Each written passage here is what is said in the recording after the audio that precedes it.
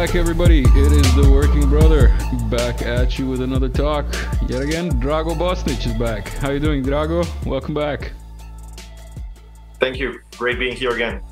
As usual, we've got the weekly and a little bit more roundup of Drago's articles, plus some other stuff that's going on in the special military operation / World War III / we'll see what happens. Today is Russia Day. For Russia Day. Yep. Guess what the Ukrainians did for Russia Day? Sent a lot of scrap metal, I guess. They did a lot of things, but let's first get to this. This came across my feed today, and I just want to draw attention to the fact that for Russia Day, the people of Donetsk are still getting bombed by Ukrainian Nazis. And killed, not just bombed. And we're talking about civilians. So yeah. It's been ongoing for nearly a decade now, unfortunately. So, I mean, I don't want to say this is like a normal occurrence for the people of Donbass because like you can never get used to getting held and bombed, but they've become so used to it that people still go to school, kids go to school, people go to work, like they're trying to keep their life normal while getting shelled and bombed and whatever the Kiev regime is doing to them, and it has been doing for all these years. So I don't know what to say about that. I mean, I really, really hope it's gonna, end as soon as possible for them because they've been through a lot. I mean, I don't know any other group in recent years that has gone through so much as the people of Donbass. Yeah, I was speaking to Texas last week. I was like, when do you want to come back on the show? A couple of people were asking, and I was planning to have him on anyway, and he's like, I don't know. I'll see if this counteroffensive ends up taking Donetsk. If not, then I'll be back this week. So let's hope Texas is safe, and we'll be back later this week. I want to play a little trivia game with the viewers. By the way, if you're new here, like, share, and subscribe. Where's that prompt? There we go. Subscribe. Look, we got an even icon thing going. Trivia game. Viewers, what city is this? We will give you the answer at the end of the video. Back to you and me, and then we can switch here. How do we do that? There we go. Russia Day. The second topic of Russia Day is this NATO Defender 23. Its biggest exercise ever. So the Russian anti-air guys have to, like, receive the gift of NATO. Yep. to relive the good old days of defending the Russian skies. What do you have to say about this exercise? Well, it's obviously like a message to Russia. I don't think the Russians are very concerned with it because they've been fighting an actual war, and all these exercises, they seem probably like nothing in comparison. Because they've been fighting NATO. I mean, essentially, they've been fighting NATO for over a year now. And they've managed to destroy, I guess, like the amount of military equipment that is, like, in terms of nominal dollars, is equivalent to their entire military, like the Russian military. So in that regard, I don't think they're concerned with the exercise. And in some ways, it actually is not even bad for them because they can detect what the NATO is doing and just just try to prepare accordingly, I guess, if things escalate to the level that none of us want. I don't know about none of us. I'm pretty sure like there's some people in the U.S. Parliament who are like, war with Russia. Yeah, I mean, normal people. Like I don't count among us. Yeah, you got to specify. Some housekeeping. Considering we're taking this off the cuff, I want to give another shout out to that friend of mine, John Woo, also known as the Mastermind. You can find him on Bandcamp and on wherever else you get your music. I don't know what this is. What is this? Weezer? Deezer? Meezer? I don't know what these things are called. Wherever you find your music, find John Woo. He is the guy whose music you hear in the intro to the Working Brother Talks, and whose music you'll be hearing in the documentaries that I will be releasing eventually. Now let's get to the meat of this talk. Kiev's counteroffensive. Woo! For new viewers, this is a comedy show. Nothing here is real or serious or has anything to do with reality, even though YouTube seems to think it does and punishes us when we talk about things. So, yeah. Drago, sorry. Right? Oh, I've been no hope of monetization. Like, I've been canceled from monetization, and I'm pretty sure the algorithm is not pushing my videos anywhere. In any case, let's get to Kiev and this counter-offensive, which is offensive to everyone, as DPA says, because it's been offending for so long that now that it started, it's actually fucking offensive, and it hurts everybody's feelings, including Rheinmetall. I think their feelings have been most hurt. But before we get into the memes, let's cover this this article of yours, which discusses. Tell us, what does this discuss? Well, actually, I interviewed several people, specifically Captain Liner. That's his pseudonym. Obviously, like, he's a Serbian expert in the Russian military, specifically the naval forces of Russia. And I've also talked to some other guys. Those are the guys from the KRN think tank, which is based in Belgrade, although it's like online. And like, many of its members are not in Belgrade, but like leading members are. So, you know, like, it's a very interesting take. And the point is, like, I did this interview a day before the Kakhovka Dam was destroyed. So Captain Liner actually predicted this to, like, basically, like, completely, like 100%. And by the time I actually published this, I actually sent this for public. What do you mean predicted it? Like he said they were going to blow up the dam? Yeah, like he said, like the interesting thing he said, like, is that when General Surovikin was pulling back from the Kherson, from the left bank, from the right bank of Kherson Oblast, he defended this decision because he said, like, it's indefensible because, like, it's too small and, like, the Dnieper River is behind it.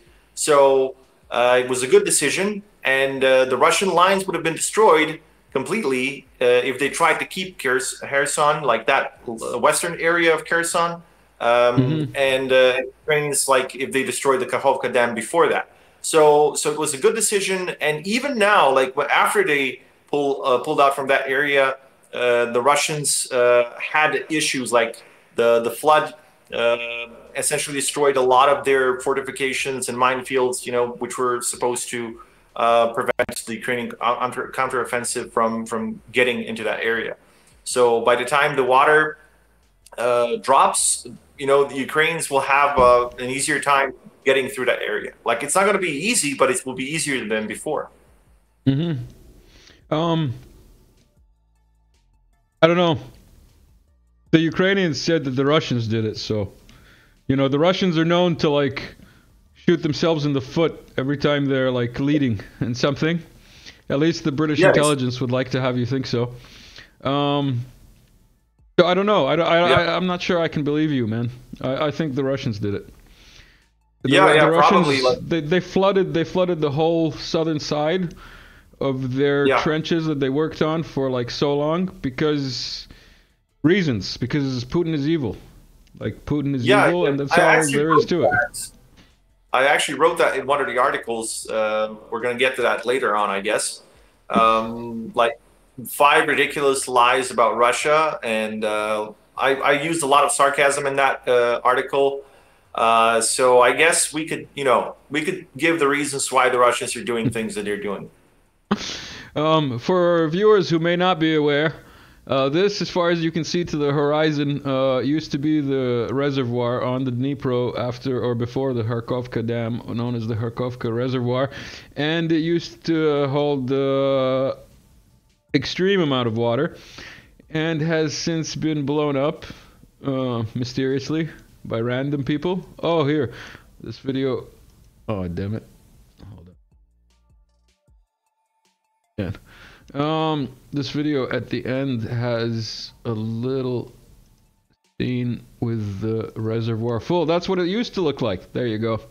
So yeah, it looks like a sea basically. A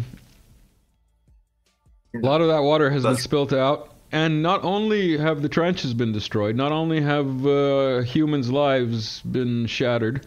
There's also some footage I've got here. Let's see if we can do this.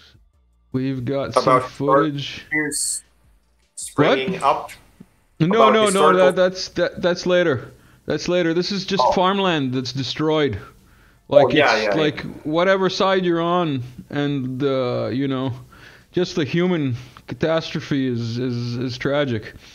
And then there's videos that people might have seen on Telegram and elsewhere of like houses and stuff like that washing up in Odessa. Like a whole house. And like I saw a dog that floated in on a bunch of debris and so on into Odessa, which is insane. Insane when you think about it. So this is a catastrophe that's going to last. Yeah. It's going to take years to like just repair all the damage that was done, and I'm not even sure if anyone's going to try to rebuild the Kakhovka Dam. I mean, it's very important for the area. It's important for the hydroelectric power plant, and also like what people are forgetting for the most part, it's extremely important for the nuclear power plant in Zaporozhye, which is, I mean, it's not Zaporozhye, but it's like in the Zaporozhye Oblast or the region. So this nuclear power plant requires a massive amount of water for its cooling systems, and now that's in danger because the Kakhovka reservoir is no more. And not only the water for the nuclear facility, but also water for people. Because if I'm not mistaken, both the northern side as in the right bank of the Dnipro, and the left bank of the Dnipro were being fed from this reservoir, as in fed water, I guess? I don't know. We're being quenched. There you go. We're being quenched from this reservoir, I guess is a technical term. Yeah, so the Ukrainian counteroffensive... you know, a friend of mine, when I showed him the video, he's not into the whole, like, day-to-day, let's say, developments of World War III. So when I showed him the video, he was like, wow, it's like a new DLC.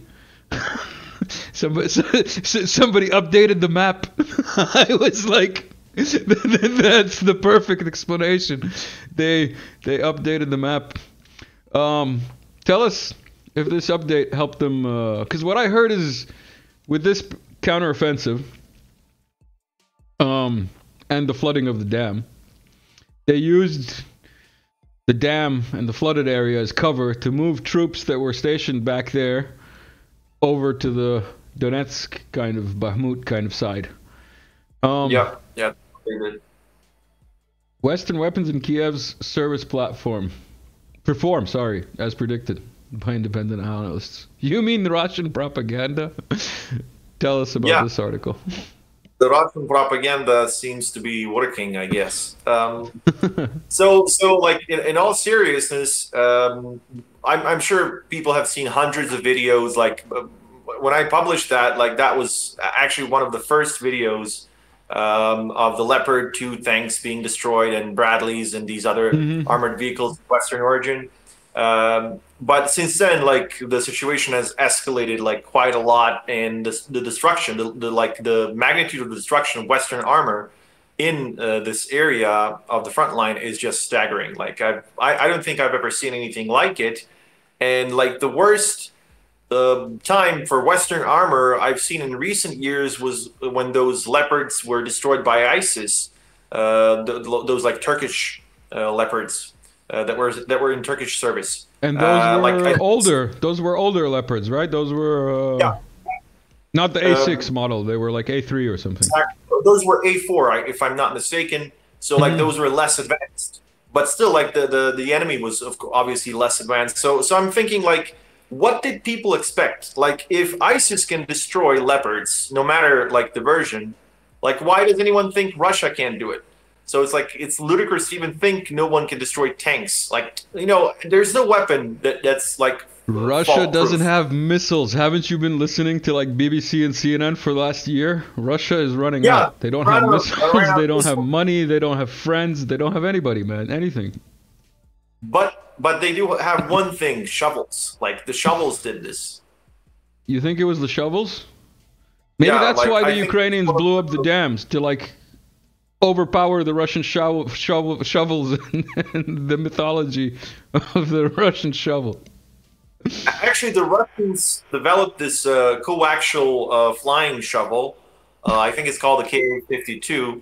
And this shovel proved to be very deadly for armor. I don't know like how they're doing it, like what they're making it out of, but it's been proven very deadly, I guess. I have some video of that. Hold on, let me. Oh, there we go. Here is some video of the flying shovel taking out NATO equipment. There's a bunch of this video, so like if people are interested, you can always find it both on Twitter. But I'm just playing it for people who might not be in the Telegram and Twitter sphere following this stuff day to day. What's your take on that? This is like off the cuff, considering we're talking about helicopter footage. What's your take on that incident where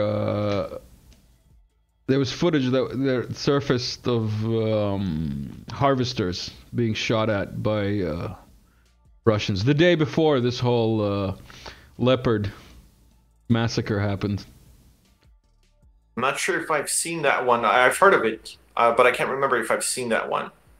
But I did. Okay. I did hear of it. I don't have it handy, but the point is, my suspicion is that that first of all, we haven't seen harvesters in farms or like in the fields in Ukraine for a long time, since like the early of last year, when they were like stolen by the Russians and stolen by the Ukrainians. Yeah, you mean combine, right? Combine harvester. Yeah. Sorry. I completely I thought it was something else. Yeah, I've seen that. I've seen that one. So, I mean, I saw the footage, but it's I don't know, like it's too grainy to be able to see what it is. But like a lot of Western sources are claiming it is like a harvester or a combine, but I don't know. Like I don't know what kind of a machine it is because it seems too fragile to be a combine, to be honest. And I mean, it's very possible it is. Like mistakes happen everywhere, but if the Western media wanted to prove something that leopards were not really destroyed, well, they were like negated like the next 5 days. Like for the next 5 days. That's what I was getting at. That's what I was getting at. Yeah. I think that's footage from last year when combines and harvesters were still on the fields of former Ukraine, also known as Country 404, now slowly becoming Russia more and more. And then the Russian Ministry of Defense, knowing that that's what it was, put it out as like, oh, look, we're stupid. We thought we hit leopards. So that they would give reason for the West to be like, oh, you're stupid. You thought those were leopards. And then the next day, boom, video of like 8 leopards getting destroyed. That's what I think it really was, like a mind game of some sort. Yeah, information warfare is always there, and it's never been more important than it is now. So yeah, I agree. It's a good point. You sent me this. History repeating itself. The Russians definitely don't mind repeating history. I mean, this time I think they're going to go all the way, though. I don't think they're going to stop. Oh, which brings us nicely to this next article. Cutting all ties with London. When you sent me this article, I was like, what? What do you mean? What do you mean they're going to cut all ties with London? Tell us. Yeah, I mean, the UK has been known for its Russophilia, like it's incredible Russophilia. Like I don't know any other country that likes Russia more than the UK, right? I mean, jokes aside, the UK has been at the forefront of all anti-Russian rhetoric and moves, like more than any other country of the political West. So they've sent the depleted uranium shells, which the Russians took care of, so to speak. And there's they're pushing like the most incredible part for me is they're pushing for the get F-16s, right? And they don't operate F-16s, so like they're at the forefront of this agenda, but they don't have those jets. So they're going to get some other people to get those jets to the Ukrainians. So like, why are they even doing that? Like I understand they're going to give. You mean the British are getting somebody else to do the dirty work? Yeah, like who would have thought so? I mean, I would have never thought so. Really, like so unexpected, right? Unlike the British, they're just nice people. Extremely. Your next article here. Ukrainians might suffer due to Kiev regime's escalating drone attacks on Russia. You mean those boat drone attacks that are web-funded through Britain? Like this specific article was about those attacks that happened in Moscow, like against those Moscow residential areas. I mean, those attacks were militarily insignificant, like 100%. And you mean the swarm, which wasn't even a swarm? Exactly. And most of them got shot down by the Russian air defenses, the Panzer short-range air defense system. So, like, it proved that the Russians are very good at doing that.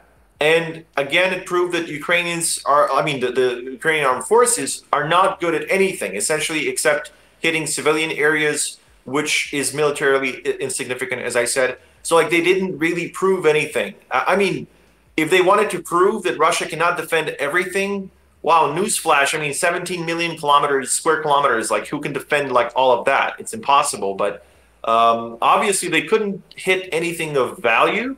It was just like information warfare to hide the fact that Bakhmut, or now Artemovsk, was lost, and that they had significant losses in that city and in the surrounding areas. So the interesting thing is Putin responded to this and said that he is sorry. Essentially, like I'm just like paraphrasing now. He said like the Ukrainian people should understand what kind of people we are dealing with, referring to the Kiev regime, which means that Russia was not going to not going to leave this unanswered. And then in the next couple of days, like they had a lot of these drone and missile attacks all across Ukraine. So like they responded to this, and as far as I was able to understand what Putin said, like they're not done. So the Russians are going to take revenge for this, but it's going to take a longer time than the West expects or the Kiev regime expects. So it's going to be quite serious. How many Russian officials Ukrainian officials are missing now? There's that fat guy, and then there's that like young guy, right? Yeah, there's half a dozen, and I'm talking about like senior members of the Kiev regime, like the most important, like for example, not the commander-in-chief, like the president is the commander-in-chief, but like the head of the Ukrainian general staff, which is General Zaluzhny. He's been missing for, well, we could say months now, because it's been since April that he was seen last time. And I've seen like attempts to portray him like as being present on some online meeting and so on, but he was never there, really. Like there was no proof. So God knows what happened to him. Like I've heard a lot of theories, which I'm not going to get into now, but whatever happened to him, it's nothing good, I guess. All right, question for the viewers. Do you care whether my shirt is ironed? This is a comedy show, remember? Anyway, seriously though, because I noticed there's like a crease here. I was like, oh no, the viewers, what will they think? The viewers don't care. Or at least they shouldn't care about the way I look or the way you look or the way our accents sound. In any case, the reason that I bring that up is because this is one of the MIA guys. And since the Ukrainian offensive and the debacle of the tanks and whatever, they had this like thing. I'll play it here. This is obviously an edited clip with overlay of the failed offensives. But this is the third video, I think, in a series, or second, that the Ministry of Defense of Ukraine put out. It says, shh. Don't talk about the. Don't. Secrecy is good. Don't talk about the counteroffensive. And the point is, some people, rightly so, think that this might be a deep fake. You know what I mean? That he might not. This might be based on a video. And then the other day, I was surfing YouTube as one does, and this was suggested to me. So I was like, wait. I gotta see what this is, you know? And then I opened this video, and hold on. I promise you this is worth it, people who are waiting. This is hilarious. A representative of the nomadic population that inhabited the sites in Jiangsu during the Saka and Sekwusan periods, which spanned from approximately 400 BC to 300 AD. So the voice is obviously AI generated here, but so is the picture, and this is done by an amateur, Equator AI, I don't know. But obviously it's not, you know, a government trying to fake it. So do you think that all these proof of life videos could be AI generated? Oh, there's a lot of things that could be AI generated now. Like it's crazy. It's getting like out of hand, and I'm not sure if anyone can regulate that, or if anyone like I'm not sure like what the mechanism would be to regulate what the AI can do. I'm sure like most people have seen that Joe Rogan episode, which was completely AI generated, and like you could there was no video, but judging by the sound, like judging by the voices of Joe Rogan and this other guy, I forgot his name, you would never like see the difference between an actual episode and the one that was AI generated. And this technology is bound to get way better in the future. So I don't see like how people are going to, you know, be sure what anything is going to be true. So it's going to be a perfect tool for propaganda of all kinds. Speaking of propaganda and repeating history, NATO troops in Belgorod border attack crawling Barbarossa 2.0. Go. Yeah. Give us a summary of this article. Belgorod attack, and we were able to, like, there were reports that there were a lot of American and Polish mercenaries in those units. So the so-called Russian Corps, which was like supposed to be, like free Russia from evil Putin dictatorship and so on. Like it wasn't even like majority of them weren't even Russian, so like they needed, you know, people, mercenaries who would take part in this because they couldn't find enough Russians to form a single battalion. So you know the crazy part is like they keep trying to use this as like a way to prove that there's a lot of dissent in Russia, that there's like a lot of people hate the government, a lot of people just want to, you know, depose the government and, you know, free themselves from all this. But they can't find people to put in this battalion. So that's kind of interesting, I guess. It's an interesting point. And of course, like the fact that they're sending NATO trained troops and like troops from NATO countries into Russian, like proper Russia regions, like it means that they don't see any like, let's say they don't see any kind of a break like in their escalation. Like they're like there's like it's there's no off ramp for them at all. Yeah. Like there's nothing they would like think about. Like they wouldn't think about the consequences. They don't care about the consequences because I mean you're like. You're not poking just like the bear. You're poking a nuclear armed bear, which is very, very angry as it is. So I really don't know like what they're trying to do here, unless like they're really trying to like blow up the world. So I don't see any other like explanation. You mentioned Barbarossa. We're talking about leopards. Russians have been memeing for very long. This, I believe, is a World War II meme about a leopard. Right. Why do Germans name their tanks after animals in Africa? Interesting. And why are they tarnishing their reputation? Like they keep tarnishing the reputation of tigers and leopards and all these other animals. So we all saw the propaganda from Ukraine. This is the Russian helicopter pilot's reply. Right. The shovel. That's the shovel in the background. Yeah, it's the multiple spinning shovels. I also saw this meme. This meme is hilarious. Shout out to whoever actually made it. Oh yeah, microchips. What can I say? This war, I mean World War III or whatnot, it just keeps getting more and more ridiculous by the day. Oh, here's another good one. That this is for the people who are not on Telegram and Twitter, because like everybody on Telegram and Twitter has probably already seen this. Let's see what other articles you have lined up for me here while I take some water to get rid of this cough. UNTV, completely absurd lies about the SMO. Take it away. Oh yeah, like there's a lot of stuff there. Like there's 5 obviously, but I've mentioned a lot more. Well, chronologically speaking, I mentioned the fact that the Russians blew up their own pipeline because obviously they want to make sure that the U.S. LNG exports get higher and better. And then they blow up their own bridge, right? I mean, what else can you do but blow up your own bridge after building it for 8 years or not 7 years or like regardless how long? So I've also mentioned the fact that they blew up the Kakhovka Dam, which we talked about because they want to irradiate themselves because they want to make sure that the Zaporozhye nuclear power plant is left without cooling systems.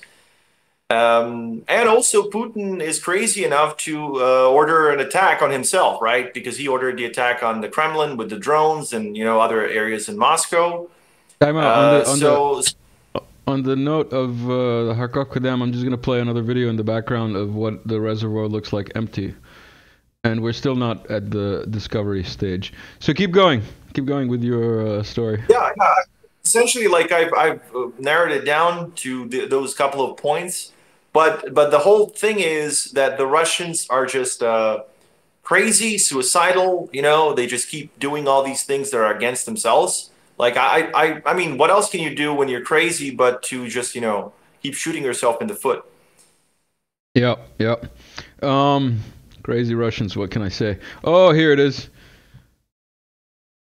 The video that might get this video deleted.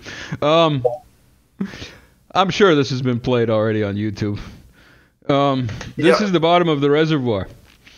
And at the bottom of the reservoir, people have noticed things from history washing up, like this gentleman with a peculiar helmet. It's rather recognizable. Looks almost like the new U.S. helmets, but it's not like the new U.S. helmets. It's the OG.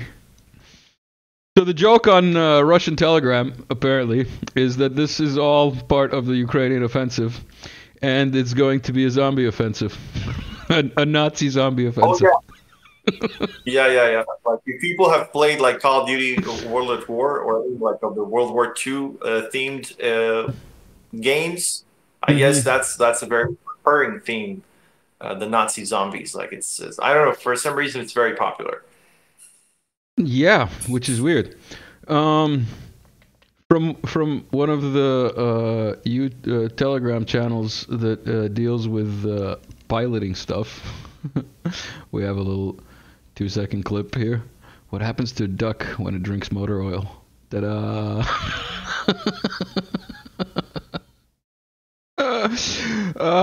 This episode has been funnier than the average, I gotta say. Yep. Even for me, and I knew what was coming. Although this is a little bit more of a serious note, this video also came across my feed. A hedgehog in Donetsk with a pedal mine stuck to it. You know, those pedal mines that the Ukrainians shoot at civilian areas in Donetsk, as I covered in many videos with Texas. Yeah, those are like extremely inhumane, and the worst part is like they're mostly made of plastic, so they can like last for 1,000 years. Like Like, can you imagine, like, in 300 years, someone like stepping on that thing, like someone who has completely forgotten about the war or whatever was happening a long time before their time. So, like, it's crazy. I mean, there's unexploded ordnance from World War I, and that was metal, and this is Mhm. plastic. So I don't even want to think about how long this thing could be dangerous. Another thing that I wanted to bring up about this whole article that you wrote, the completely absurd lies, and I kind of like foreshadowed it with Russia has no missiles. But there's this YouTube channel called, actually, there's a bunch of channels, Dark Footage in this case, and he brought up this video where he's talking about Russia deploying the most brutal helicopter missile. It's brutal. Clickbait title. Yep. But the point is, this is a new missile, and it is called, where's my cursor? There it is. And it is called the 290 LMUR Izvezdia 305. Yep. Do you want to tell us about it? Yeah, it's like a relatively new one. Like it's mostly helicopter launched, but other aircraft can use it. Obviously, if I'm not mistaken, it's mostly TV guided, but it has multi spectrum guidance, and it's like the videos that we could see on Telegram and other sources shows that it's extremely precise. Like it's a very high precision weapon. I've seen videos where this thing literally goes through the window. So like, if you want to destroy a building and like without having to use a penetration warhead, you can just use this Mm-hmm. thing and just go through the glass or whatever, like wiring or whatever it is used for window protection, and it's going to destroy what's inside without like any issues. Essentially, it is a missile, but it's very maneuverable. Like it can be used in various ways. So it's kind of like a cross between a kamikaze drone and a missile because it has all these like very advanced optoelectronic devices that are helping it to like improve its guidance and precision and so on. So it's a very deadly weapon. It has better range than most of its analogs. Although I think in terms of everything that it can do, it doesn't really have analogs anywhere, including in the West. It's not really like a Hellfire missile. It's better than that. And also it's very affordable. Like it's less expensive than most Western weapons in the same category or a similar category. And it's been used extensively, especially fired from the Mi-28 NM and M helicopters. You've shown one of those in the video. They can use that from outside of the range of short range air defenses, which is very Mm-hmm. useful, obviously, because you're not going to get shot down while using it. So it's a very deadly weapon, and I certainly wouldn't want to go up against it. Um, that's a very good summary. Um, Nazis in Ukraine. Right. Fans of nuts that wash up at lake Yep. beds. As we've seen. Special breed of nuts that wash up at like dried up lake beds. Tell us about this article. Are you just Russia Yeah. propagandizing the Western media? What does this mean, Western media? The interesting thing is, like, this is where Western media, like Washington Post and New York Times, are essentially admitting that they've been asking for the Ukrainian soldiers to remove their freedom and democracy patches, so that people don't get the Nazi wrong fan idea. club. Nazi fan club. Exactly. Like all these, like, and also the flags of nuts and the pictures of nuts and squirrels and stuff like that, because they don't want to get, nobody wants to get the wrong idea. So like you can imagine how that might have gone. And the crazy part is, like the Western media are not actually complaining about the fact that these people are openly displaying this. They are complaining about the fact that they're not removing them often enough to, give them clearer footage that can be more like, Nazis, i.e., fans of nuts, are not bad. It's just that Exactly. you shouldn't promote their stuff everywhere. Exactly. And on that note, not the wrong idea. If nothing that we've shown on this video so far doesn't get this video removed and maybe my channel banned from the YouTube, also known as the alphabet, this might, in case you missed this last year when people figured it out. We'll just leave it at that. Let's see if the visual code filter algorithm. So there's no Nazis in Ukraine, just fans of nuts. Exactly. And it is not history repeating itself. Speaking of history repeating itself, for those of you who wanted to stick around all the way to the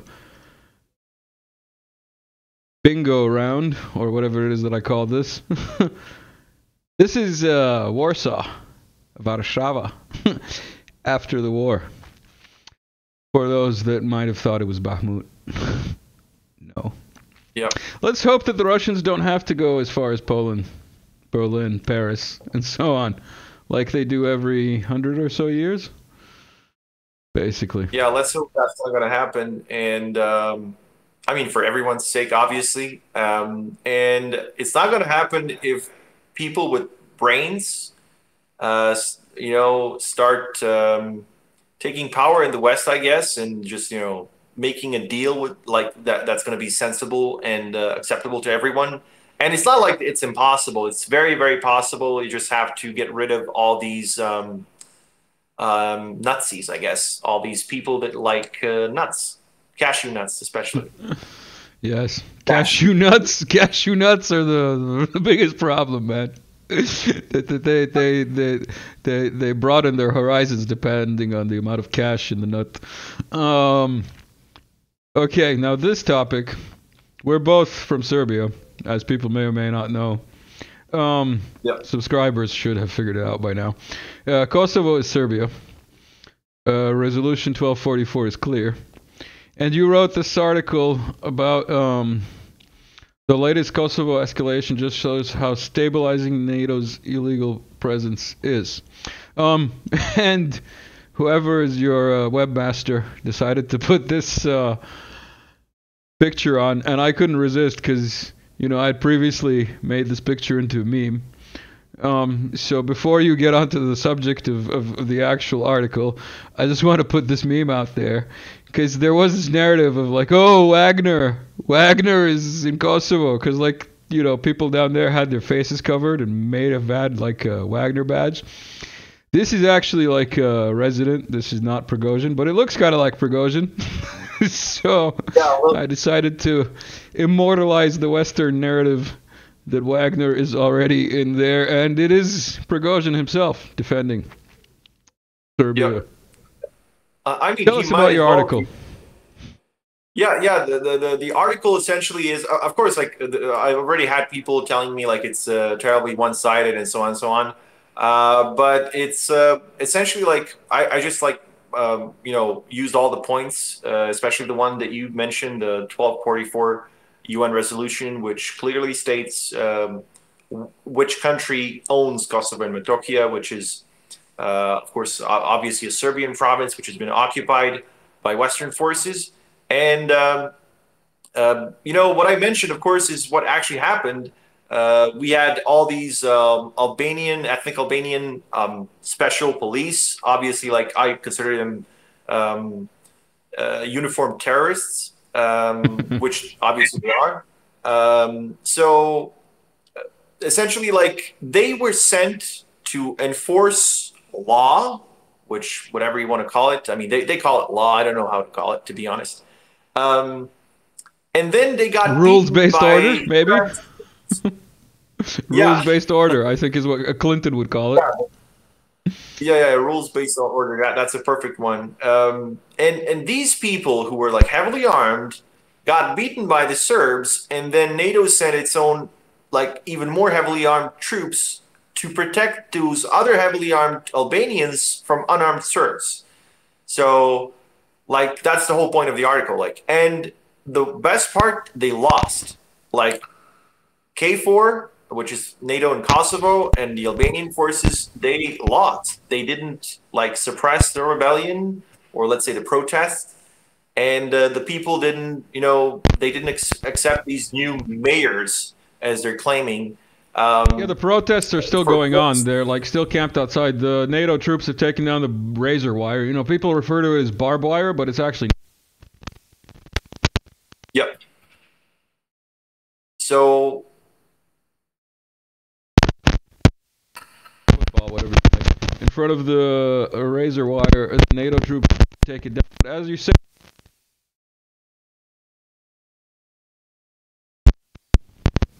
I don't know.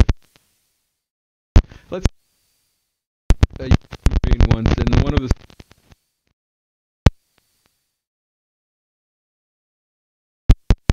and he told me he had never gotten into a fight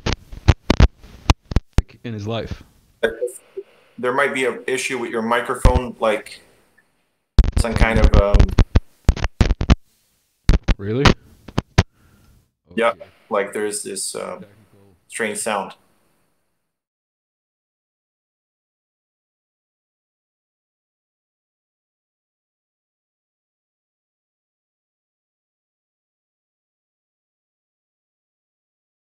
Okay, so yeah, this one is about Taiwan under American nuclear umbrella, and this is exactly what I said. It's an excellent move if the U.S. wants World War III.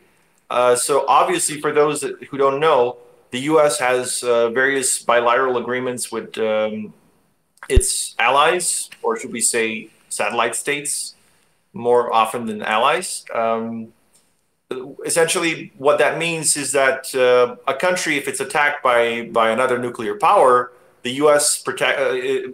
promises to protect that country with its own nuclear weapons. So in East Asia, countries like South Korea and Japan have such agreements with the U.S., but obviously Taiwan doesn't, because it's not really a country. It's a breakaway province of China, of People's Republic of China. So making an agreement like this with Taiwan would put America at a certain confrontation with China. Like, it wouldn't be a matter of if, it would just become a matter of when. And if there is a matter of when a war between nuclear powers is going to happen, that's going to be a nuclear war. So, or World War III. Can you hear me now? Yeah, I can hear you now. Excellent.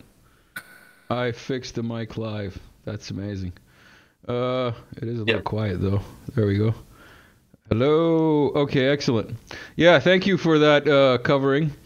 That was swift, on the fly, impromptu, as any good stand-up should be. And on and on that note, China is isolated, man. Didn't you know? So is Russia. Yeah. This is CCTV Chinese state television on Russia Day, with a Russian flag as their ticker. I don't know if you can see it there. You can probably see it. Russia and China are isolated. Don't you know? Yeah.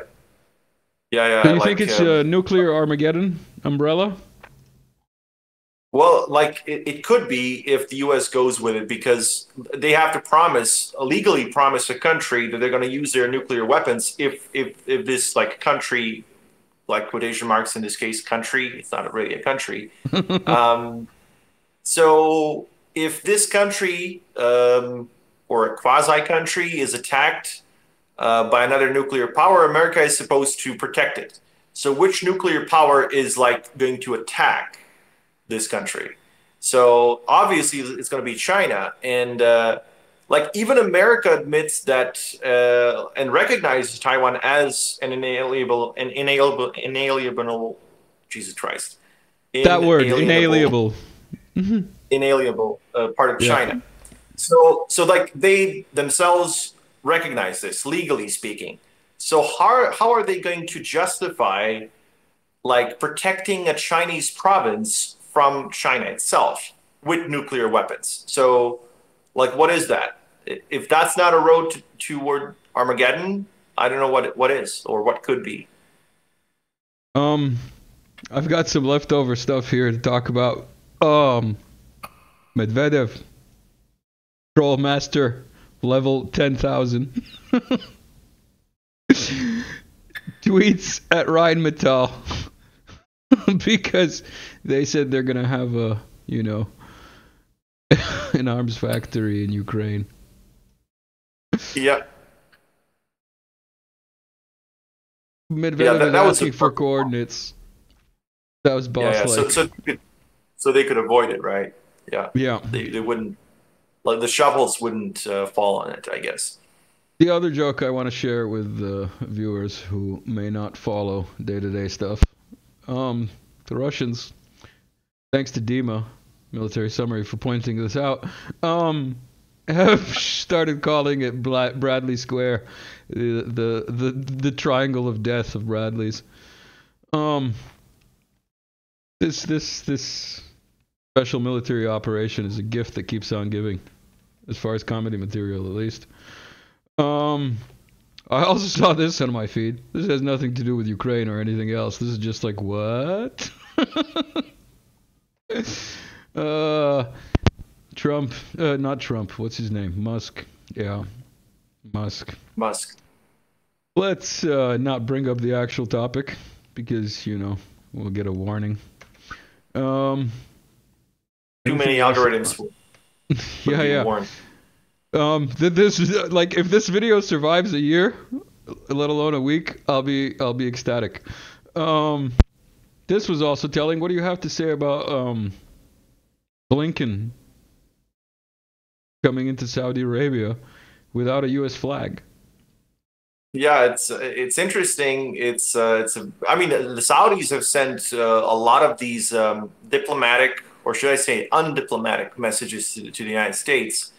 And I mean, the U.S. is very unhappy with the Saudis, obviously now. But I mean, considering their like anti-carbon based fuel stance, which is official in the United States, and the fact that they want to destroy not just like the oil industries of around the world, but even their own. I mean, the current administration. Like, how did they expect the Saudis to react? Because obviously this is like the main source of income for the Saudis and has been for nearly a century now. So, like, how do they think the Saudis are going to react? And now China is buying like most of their oil. So the Saudis don't have a reason to even sell their oil in dollars anymore. So, and also like they are a big defense client for the United States.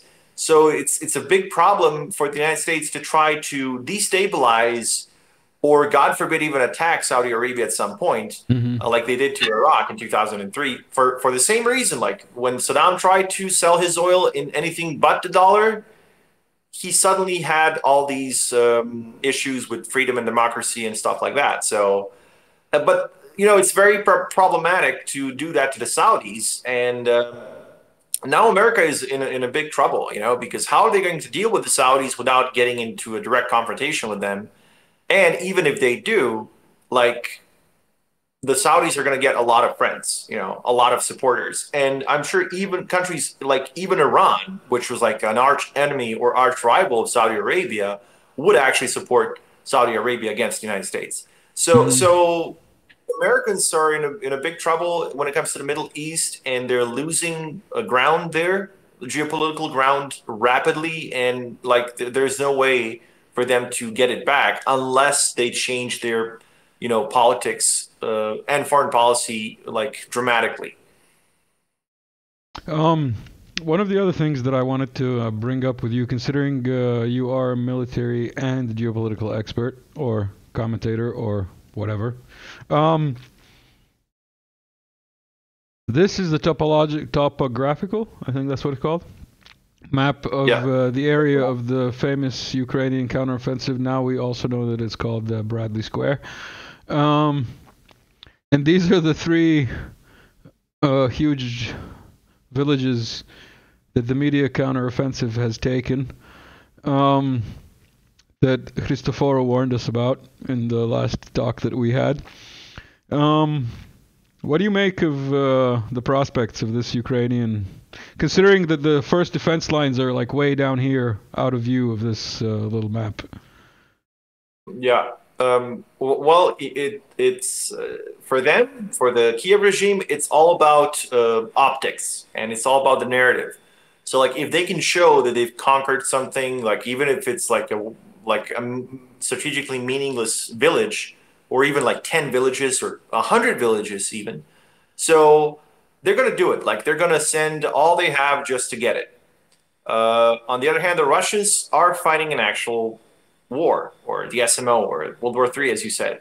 So for the Russians, it's not a problem to leave several villages behind so they can get better positions and lose less soldiers while inflicting more casualties on the attacking forces.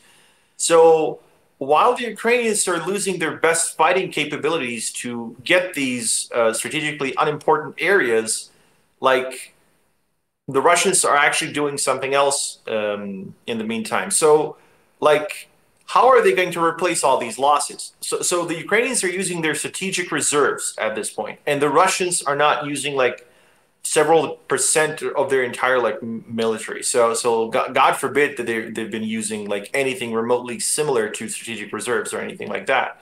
So, like, and the worst part for NATO and for the Kiev regime is that the vast majority of soldiers in the Donbas area are still conscripted people from that area. So, like, they're not even soldiers from Russia. So, although, like, obviously there are a lot of them all across the front line, but that area specifically is held by the people who were mobilized in the Donbas or the Donetsk area. So they're losing against literal civilians with weapons. Like, these civilians have a lot of fighting experience or combat experience because of all these years of attacks, but still, like, they're not professionals.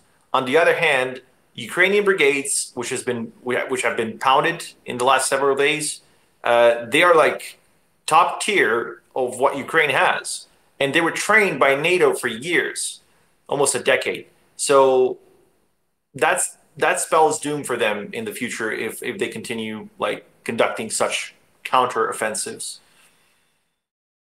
Counteroffensives. Defense Politics Asia does this regular thing where he says the counteroffensive that's been offending everyone that started and is becoming even more offensive to everyone.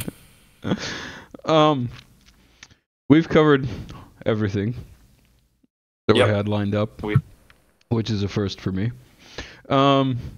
We've made it through some technical difficulties, which is tradition.